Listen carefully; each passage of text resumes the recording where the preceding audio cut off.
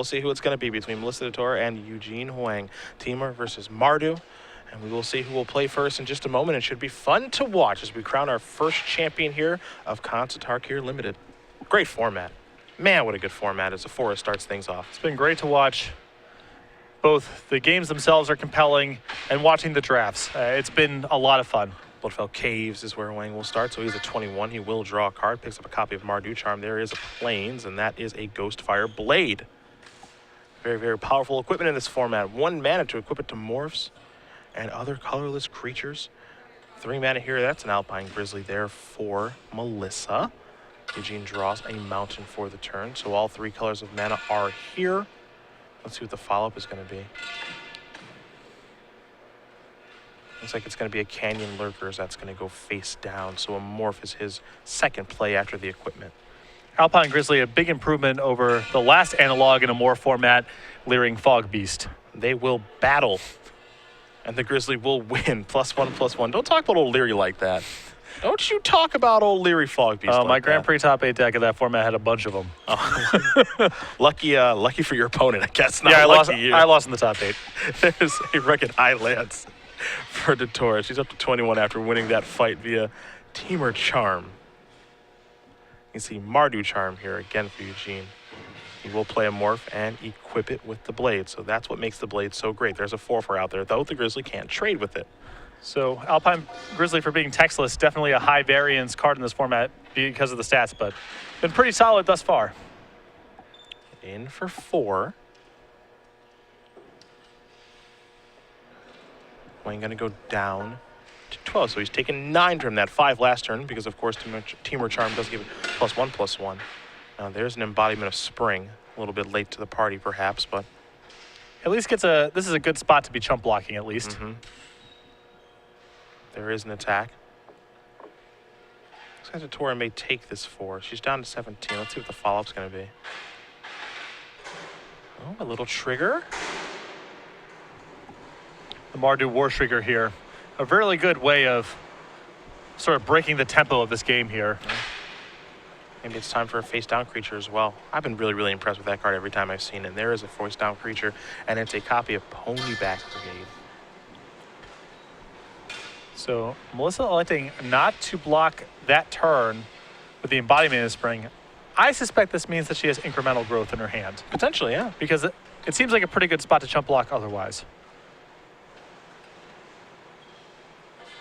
Or at least it's a card she's playing towards. There's a Teamer Banner. Pass the turn back. At least now in this turn, if she does want to chump block, she can block and sacrifice. At least this time. So maybe that's why she held off. Not too sure. Well, she had the option of doing that. Oh, Somebody excuse me. No, yeah, excuse me. Let's see what this is going to be. It's like a little bit of arc lightning action. Yeah. 2 and 1. 2 at the Grizzly, 1 going upstairs. Yep. Now here's an attack. Well, everybody wants to get in. Embodiment of Spring's going to do a little blocking here, and now it will sacrifice. So that's going to go away, but 5 damage is going to come across. And I believe Melissa's last card in her hand is just an island, so she needs something that does something. And look at Eugene's hand. I mean, it's still loaded. It is spells, Mardu Charm among them. Yeah, hasn't even had to touch the Mardu Charm yet. Good place to be in. His deck is quite good. I will say that. It's an Aerostorm. I believe his hand is Aerostorm Throttle Mardu Charm. Well then, that's a pretty good hand. I mean, that's what are Melissa's best draws from here? Savage Knuckleblade, Bear's Companion. I think Eugene has the power to fight through even that stuff. I think so too. Been very impressed with Ghostfire Blade in aggressive decks. Looks quite good. Gonna sacrifice this this banner to draw a card. Okay, we know Melissa has a land in hand. It's an island. Let's see what this is going to be. Oh, there's Smoke Teller. With the mana left over to scope out the action. Yeah, get a good look. See what's up. Ponyback Brigade, and again, a Canyon Lurker are the morphs right now. There is the 5th land. That's a charm to clear the way. Get that thing out of here. Perhaps take a look on the way out. Yeah, I don't think this turn, you know, Eugene wants to potentially trade his face down pony back brigade with the smoke teller. So even though that Mardu Charm is a pretty aggressive use, he wants to just make sure that his big payoff the next turn stays intact. The morph is bounced, gonna move the equipment over. Some damage does come across. Again, the morph that was picked up was a Krumar Bondkin. So there is Bear's Companion. Timely top deck there. 5 mana.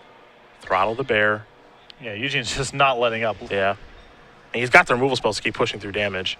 Gonna block there. 3 damage is gonna come across. The DeTora is gonna go down to 3. His deck is just unrelenting. Oofa. Yeah. The morph is a pony back brigade. So Eugene Hwang is gonna win game number 1 here over Melissa DeTora. Mardu running Teamer out of the gym that game. And just great mana. I mean, you look at Eugene's deck list, the basic lands 5/5/4 does not imply very good mana, but no mono white cards in the deck, and 2 Bloodfell Caves and a Nomad Outpost, and barely touching white. So the 5 planes, a pretty high number of planes given the absence of white from most of his deck, but because he has so many black-red dual lands, his ideal opening hand is black-red dual land plus planes that allows him to cast everything. Well, those players are going to go to the sideboards here. I think Melissa, what she's going to want to try to do if she has the option is to board in some cards that are just, you know, interact a little bit earlier. Because it looks like he's the more aggressive deck of the two. Again, I think Melissa has the bigger creatures, but she needs a way to actually get to that point. And that's actually pretty difficult. Another problem with the go big plan in this matchup is one of Eugene's morphs is a Jeering Instigator. Oh, boy. Okay. The other problem, too, is he's got not 1 but 2 copies of Mardu Rough Rider as well. Attack, make the bigger creature not be able to block. It's tough. It's hard to get underneath Eugene's deck, and even if you go big, he's got some outs with the Rough Riders and the Jeering Instigator. This is just an excellent deck. There's no two ways about it. No two ways about it. Yeah. Just Arc Lightning, 2 Bring Lows, an Arrow Storm, 2 copies of Debilitating Injury. It's probably the most removal we've seen out of any deck. Yeah. On camera during the draft portion, alongside that Mardu Charm. He's 1 game away. And he's got a really, really good deck to get it done with. It's no surprise that 15 minutes into Melissa versus Saul's match, we got the prompt from our producer saying, Eugene 2-0. Yeah. You can see how his deck functions. He plays it pretty quickly, too. So we'll see if Melissa can maybe sculpt a game plan here to fight back against this Mardu deck. Again, it is base black-red with a small splash of white, even though there are some planes hiding out there. He just wants to make sure that he can cast those powerful gold cards that require white mana. And most of them are expensive too, which is nice, you know. The Rough Rider, that's 5 mana. The Brigade Morphs for 5. The Mardu Charm, if you're casting it on turn 5, that's still fine. Really, the only card in this entire deck that's stretching the mana, I would say, is Chief of the Scale. Okay. It's the only thing that's, it's a little tough on the mana, but the upside's definitely worth it. Yeah. If you play that for 3 mana, it's not like you're mad, you know? Yeah, it's If you have okay. to wait a little while, it's okay. Maybe that's why you see so many planes. Just so maybe he can potentially cast that on time.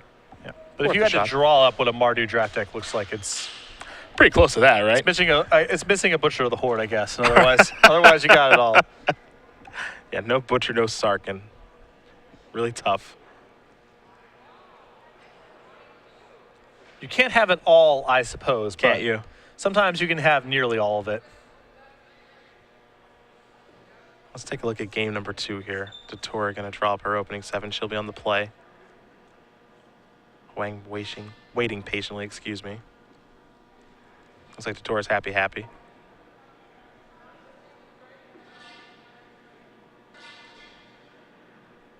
And looks like Eugene is too. Game number 2 underway with the Wooded Foothills. There is the dual land again, Bloodfell Caves. So Eugene's up to 21 while Melissa goes down to 19 and fix the mana. And if you see Eugene's hand, he has a Plains. It's subtle, but it means all of his spells are online from a color mana perspective. Forest there for DeTora is what she's going to search up as she does go down to 19 from the Wooded Foothills. Let's see what she can pick up on her second turn here.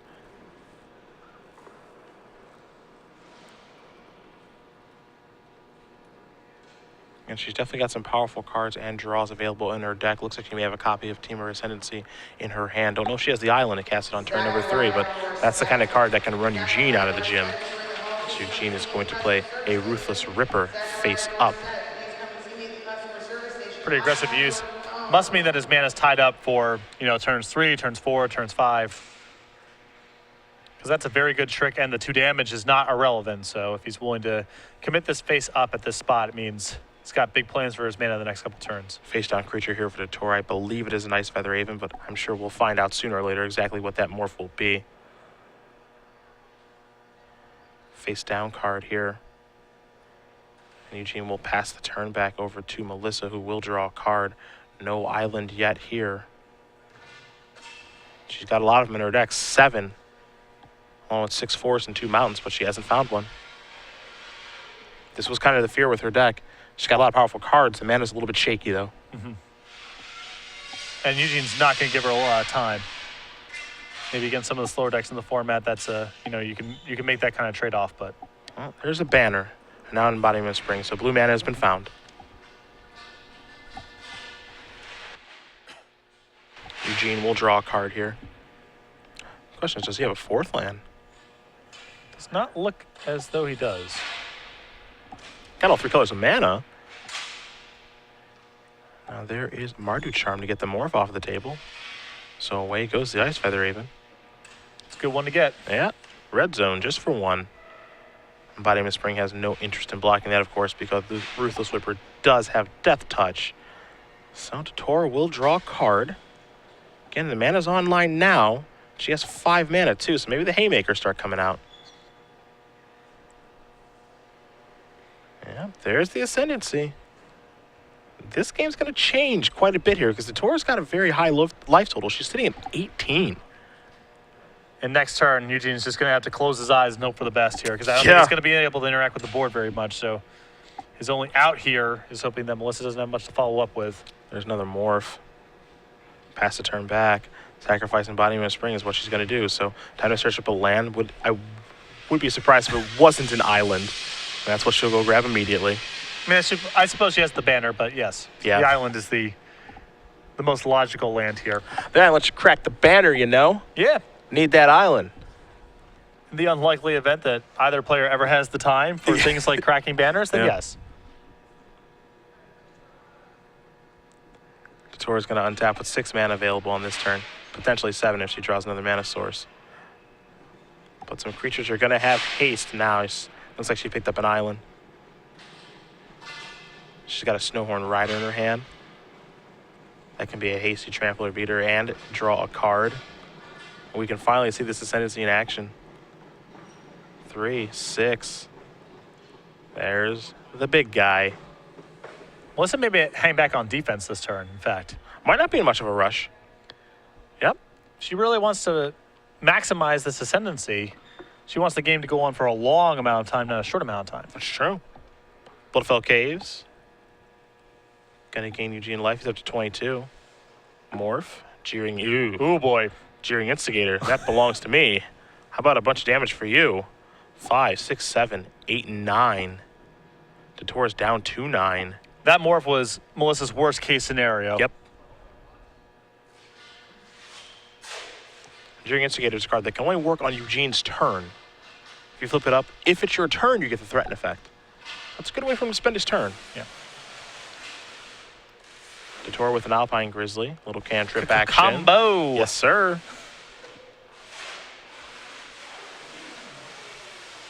Although I was a little surprised to see Eugene not send in the Ruthless Ripper. This game may come down to 1 point of damage, and I would want to encourage Melissa to attack me as much as possible in this spot. The worst thing that Eugene can do is have the board get clogged up. I agree.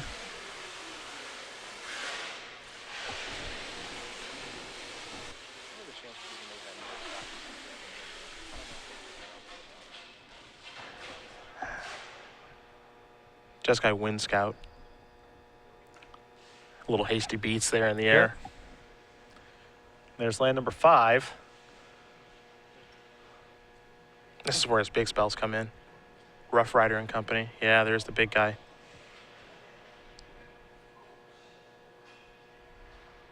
DeTora is going to draw. It is quite the credit to Eugene's deck that, I mean, he's stalled on lands.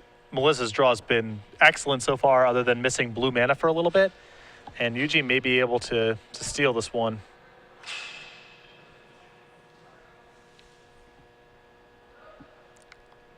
Let's see what DeTora has on this turn. So this is Savage Punch. Eugene's in all sorts of trouble. And it is. Oof.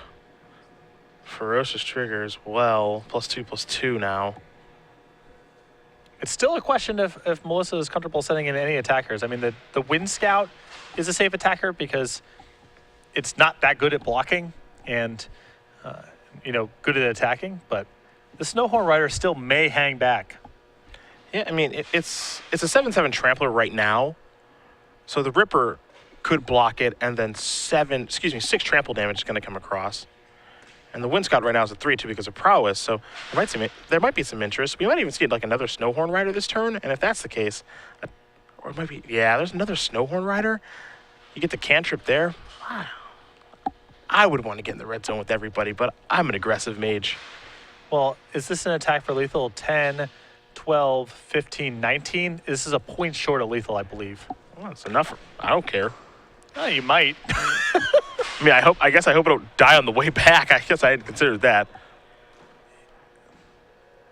Like I said, I'm aggressive. I mean, Arrow Storm on the way back kills her, I think, if she attacks with everything. Look at you thinking again. She's just going to attack for 3. Probably better. I mean, maybe one of the Snowhorn Riders could have come in there, but I don't fault her for just saying, shields up, I'll win in a turn or two as long as nothing disastrous happens. Sure, take a more conservative approach.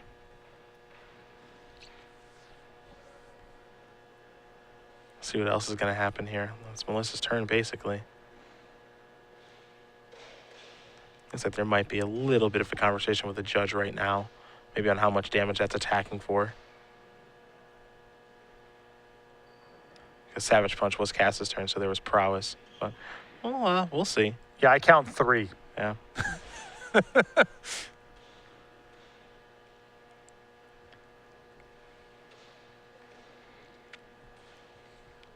See if we can inform by our table spotter exactly what the conversation is about so we can relay it to you guys at home. But yeah, it looks like it's 3 for us. It looks like they're determining if Melissa played a land or not this turn. Sure.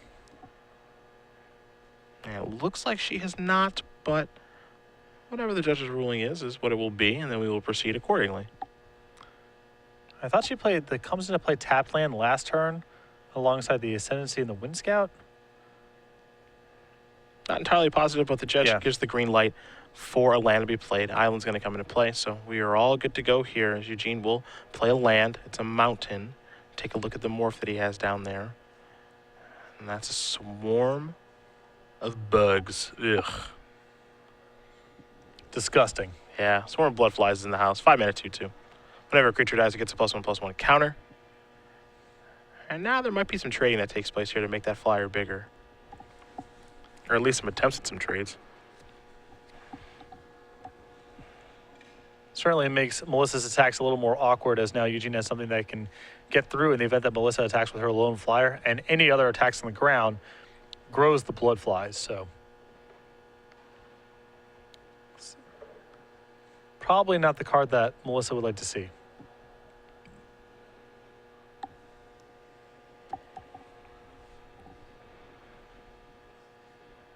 There's a Tusked Colossadon. Draw a card. She's got big animals and card drawing. Her hand right now is not very much. So yeah, it's weird because you would think, you look at her board and it's like, wow, is she far ahead? Here's a treasure cruise. It's like, man, is she super far ahead? But attacking is actually risky. Oh, for because sure. of a card like Aerostorm that you did mention. Or, maybe she attacks with everything. It's not lethal and she dies on the way back. A card like Act of Treason can mess everything up. So she's treading pretty carefully here. But the flip side of that is, well, you got to move sooner rather than later. Mm-hmm. Eugene's been stalled on lands. He's setting up a bit of a board. No attack that turn at all from Melissa. Maybe she's waiting for something specific to crack through.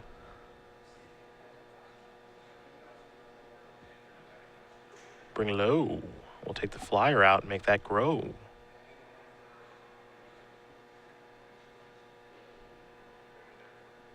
Aggressive. In for 3.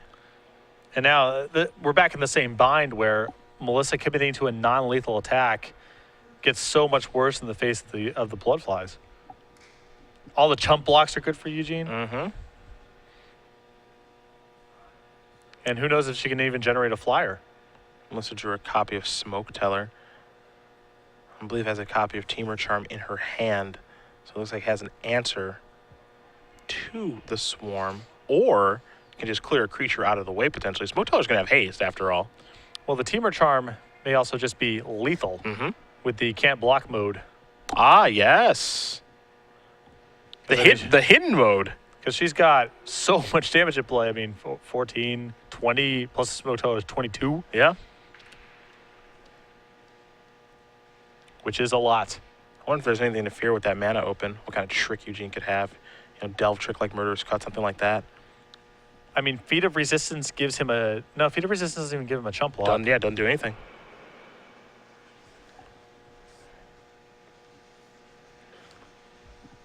See, she's going to go for it here. And if you're worried about that morph somehow, you know, scope it out. See what's going on.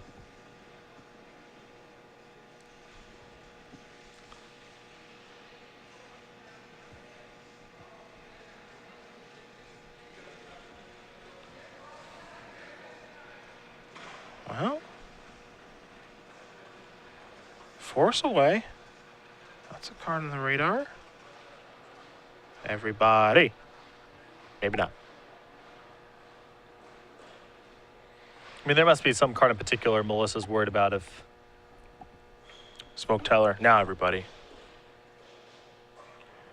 So if Tusked Colossadon gets blocked, how much damage we got here? There's that. We got 5, 10, 11, 12. It's not lethal. Mm-mm.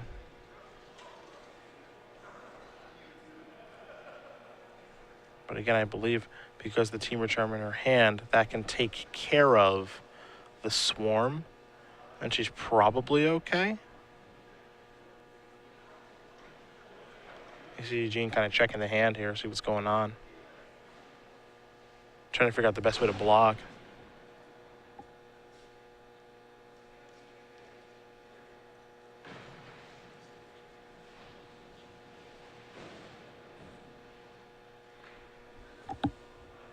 Tough spot here, close game. Yeah. It feels like Melissa's so far ahead, but she can just die on a crackback or something can go horribly wrong. So she's got to tread so carefully, especially when she's down a game. Not the right time to make a mistake. Teamer Charm, +1/+1, and fight before any growth on the blood flies. So bye-bye that goes. That's also additional damage there from the Snowhorn Rider. So that's 6, 11, 12, 13. And that was a pretty risky play there by Melissa if she had no follow-up, because in that scenario, she does lose the game if he has Feat of Resistance. So the first order of business can be casting your Teamer Charm to fight, and if that resolves, go about your business. I also think that simply saying creatures with power 3 or less can't block this turn, attack you, is probably safe, though, given the fact that Melissa eschewed that option. I assume there's some card in the format she's worried about her playing around there. Yeah. Not sure what, but... in any case, Eugene with no Feat of Resistance in his deck, has no white cards, so on to game 3. That's where we're headed. One more for it all between Melissa DeTora and Eugene Hwang, and we'll see who's going to win this tournament and be Grand Prix champion here in Orlando. All comes down to one. Yep, and Eugene on the play, which is big. These games have been very, very tempo-oriented. Yeah, for sure. Eugene's deck just makes it that way. The game can play out no other way. Unsurprisingly, I'm a big fan of Eugene's deck. I am too. I love beatdowns and limited, so. Good mana, good beatdowns. I wouldn't be caught dead drafting Soul Tie. Not my style. I actually, you know, for as much as I like to attack in constructed and limited, I like to get pretty grindy. Nah, beatdowns. I like to slow it down some. Beatdowns always. One of my favorite decks to draft was Invisible Stalker plus Butcher Cleaver. I know who I am, and I'm proud of it. Mine was Hold the Gate plus Zorichi Tiger.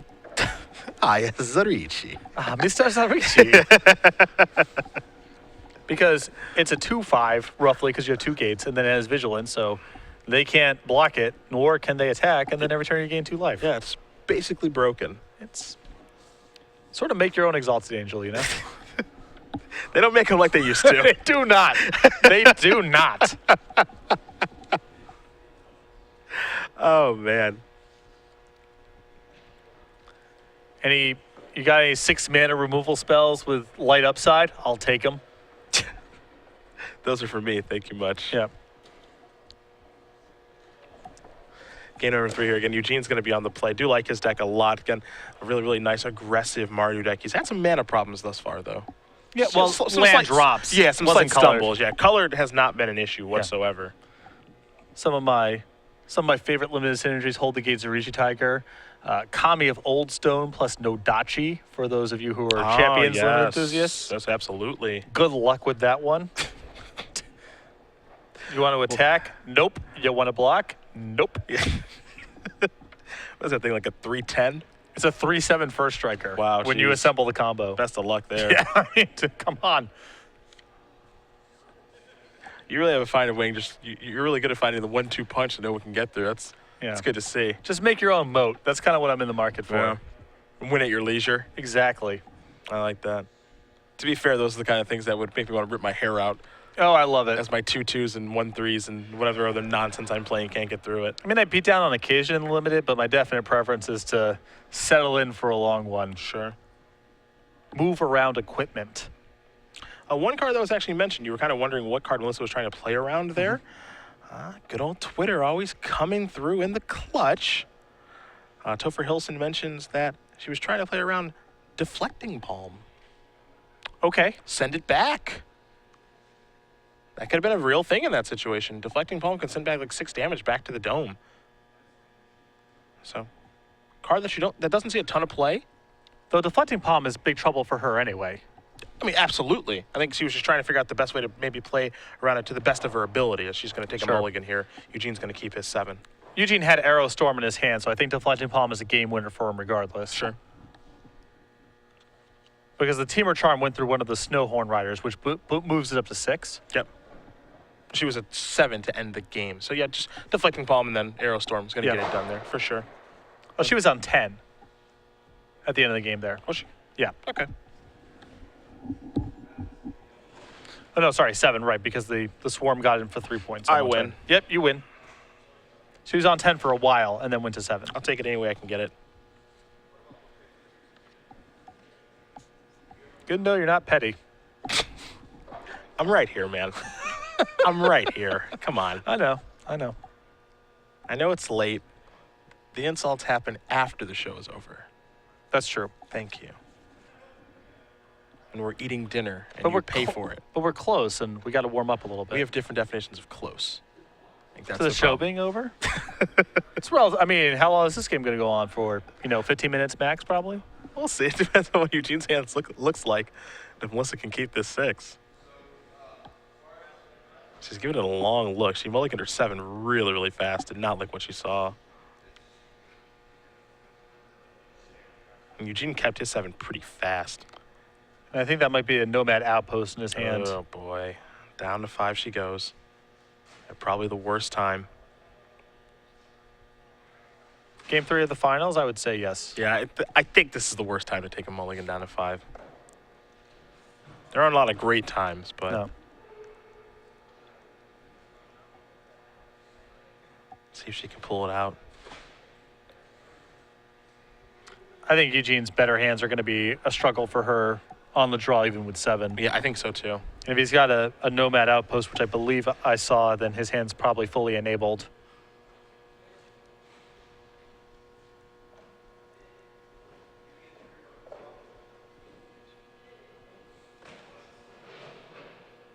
But fingers crossed for a good one.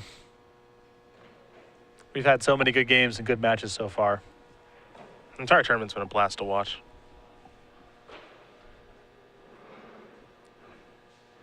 See if she can find 5. She kept that one pretty quickly. Yep.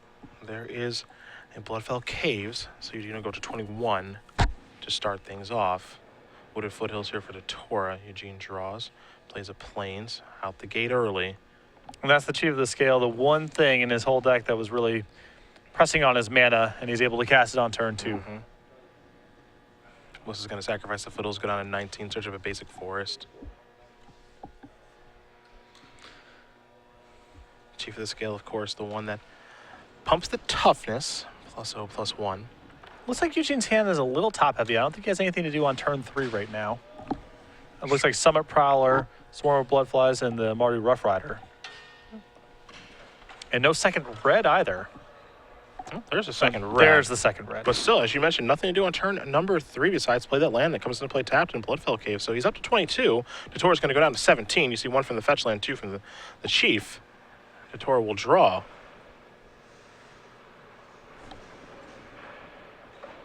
And there's Teamer Ascendancy. That's a way to catch back up, potentially, if she's got some big creatures to draw cards with. As the Chief does come in, DeTora's down to 15. And there is the big 4/3. This is a way to claw out if Melissa has a bunch of, Alpine Grizzlies. She can maybe chain into something like Bear's Companion. Let's see what this is going to be. It's just a morph before passing the turn back. So Summit Prowler, you have to imagine, will be attacking here in just a moment. Eugene does have the 5th land. He will attack with both creatures. No good blocks here for DeTora, so she will take 6 down to 9. And now there's the Rough Rider. That was the turn. I think if Melissa had an Alpine Grizzly that turn instead of a morph, maybe, we could get something going here, but didn't trigger the Ascendancy, couldn't block, and I don't know if she's going to get it out next turn. Yeah, I don't know either. The Rough Rider makes things so difficult. There's a Smoke Teller. All she can do is pass the turn back. One of those creatures isn't going to be able to block. Eugene's going to quickly untap and draw. Picks up a plane. You see a Throttle as well as a Swarm of Bloodflies in hand. What he's thinking right now is I could probably just throttle something and try to kill you, but play a little safer. Smoke Teller is going to block there for 5/6 damage is going to come across. DeTora's down to 3. Hwang's going to pass the turn back. DeTora will draw a card and extend the hand. Eugene Hwang is going to win this match over Melissa DeTora 2-1. And for Eugene and his Mardu deck, he is the Grand Prix Orlando champion. A wonderful draft deck. Condolences to Melissa there, mulliganing down to 5 in the deciding game 3, but I think even with a good 7-card hand, she's going to be hard-pressed to win against the draw that Eugene just had. Yeah, his draw right there came together really, really well. Even though he didn't do something on turn number 3, did something on 2, 4, 5, and had a removal spell and a Swarm of Bloodflies to back it up. His Mardu deck